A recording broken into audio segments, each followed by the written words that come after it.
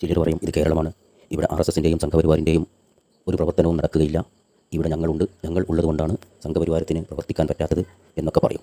സത്യത്തിൽ ഈ വീമ്പിളക്കലൊക്കെ ആരെ ബോധ്യപ്പെടുത്താനാണ് എന്ന് ഈ അവസരത്തിൽ ഓരോ മലയാളിയും ചിന്തിക്കുക. ഉത്തരേന്ത്യയിൽ നടക്കുന്ന എന്തെല്ലാം വിഷയങ്ങളുണ്ടോ അത് മുഴുവനും കേരളത്തിൽ നടത്തുന്നുമുണ്ട്, നടത്തിക്കൊണ്ടിരിക്കുന്നുമുണ്ട്.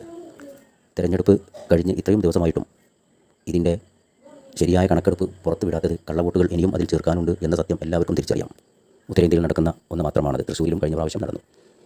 അതേപോലെ മെഷീനുകൾ കൊണ്ടുവച്ച സ്ട്രോങ് റൂം തുറക്കാൻ അനുമതി നൽകുന്ന കലക്ടർമാർ കേരളത്തിലുമുണ്ട്, ഉത്തരേന്ത്യയിലുമുണ്ട്. സ്ട്രോങ് റൂമിൻ്റെ ചാവി പൂട്ടിൽ തന്നെ വെക്കാൻ നിർദ്ദേശിക്കുകയും അങ്ങനെ ചെയ്യുകയും ഇതിന് താല്പര്യപ്പെടുകയും നിർബന്ധിക്കുകയും ചെയ്യുന്നവർ കേരളത്തിലുമുണ്ട്, ഉത്തരേന്ത്യയിലുമുണ്ട്. പിന്നെ എവിടെയാണ് കേരളവും ഉത്തരേന്ത്യയും തമ്മിൽ വ്യത്യാസമുള്ളത്? തള്ളു വിടുന്നതിൽ എല്ലാ രാഷ്ട്രീയ പാർട്ടികളും മുൻപന്തിയിലാണ്. അതുകൊണ്ട് മുഖ്യധാര രാഷ്ട്രീയ പാർട്ടികൾ ഇത്തരം വിഷയങ്ങളിൽ തള്ളാതിരിക്കുക. നിങ്ങൾ അവർക്കൊപ്പമാണ് അല്ലെങ്കിൽ അവരോട് സഹകരിക്കുന്നവരാണ്. ഒരു മാന്യമായ പ്രതിഷേധമോ അതല്ല എങ്കിൽ പ്രതിരോധമോ തീർക്കാൻ നിങ്ങൾക്ക് കഴിയുകയില്ല എന്നുള്ളത് നിങ്ങളുടെ മടിയിൽ വെച്ച കനത്തിൻ്റെ തൂക്കമനുസരിച്ച് കേരളത്തിലെ മലയാളികൾ മനസ്സിലാക്കുന്നുണ്ട് എന്ന്